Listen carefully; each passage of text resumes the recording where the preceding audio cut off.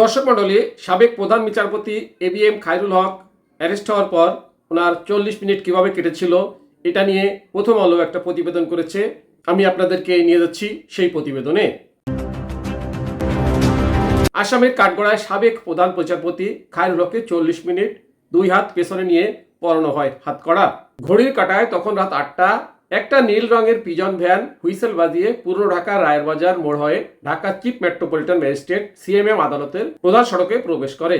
Pigeon van ঢুকতে দেখে জাতীয়তাবাদী আইনজীবী ফোরামের নেতারা সাবেক প্রধান বিচারপতি এবিএম খায়রুল হকের শাস্তি চেয়ে স্লোগান দিতে থাকেন। পিজন ভ্যানটি দ্রুত গতিতে ঢাকার সিএমএম আদালতের হাজতখানার ভিতরে ঢুকে যায়। সাবেক প্রধান বিচারপতি এবিএম খায়রুল হক যখন আদালতের হাজতখানায়, তখন হাজতখানার সামনে জাতীয়তাবাদী আইনজীবী ফোরামের নেতারা তার শাস্তির দাবিতে মিছিল করতে থাকেন। তখন ঢাকা মহানগর পুলিশের প্রসিকিউশন বিভাগের প্রধান commissioner DC Tarek Zubayer CMM আদালতের প্রধান ফটক দিয়ে উপরে ওঠেন। পুলিশ সদস্যদের কড়া নির্দেশ দেন কেউ যেন কোনো ধরনের অপ্রীতিকর ঘটনা ঘটাতে না পারে। আদালতে প্রবেশের সবগুলো ফটক বন্ধ করা হয়। আদালতের সামনে অবস্থান নেন সেনাবাহিনীর সদস্যরা। তখন হাজতখানার ভিতর থেকে সাবেক প্রধান বিচারপতি এবিএম খায়রুল হককে বের করা হয়। তাকে আদালতের সামনে সড়ক দিয়ে না নিয়ে আদালতের ভেতরের একটি রাস্তা দিয়ে আদালতের সিঁড়ির কাছে নিয়ে আসা হয়। তখন দেখা যায় সাবেক প্রধান বিচারপতি এবিএম খায়রুল হকের দুই হাত পেছনে নিয়ে পরিয়ে দেওয়া হয়েছে হাতকড়া। বুকে পুলিশের বুলেট প্রুফ জ্যাকেট, তার পরনে ছিল সাদা শার্ট আর কালো রঙের প্যান্ট, পায়ে চামড়া স্যান্ডেল। নিচতলা থেকে দুই পুলিশ সদস্য তার দুবাহু ধরে রাখেন।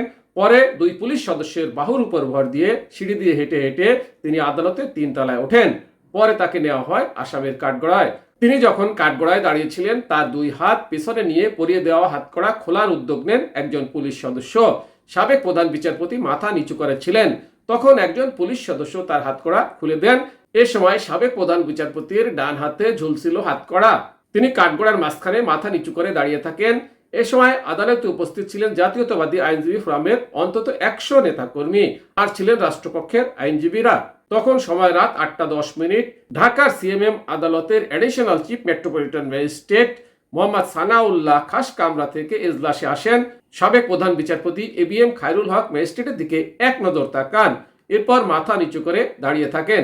বাংলাদেশের ইতিহাসে এই প্রথম কোনো সাবেক প্রধান বিচারপতি হিসেবে এবিএম খায়রুল হককে আজ সকালে গ্রেপ্তার করা হয় রাজধানী ধানমন্ডি থেকে। পরে তাকে নেওয়া হয়েছিল ঢাকা মহানগর গোয়েন্দা পুলিশের কার্যালয়। সাথে থাকার জন্য ধন্যবাদ। আসসালামু আলাইকুম।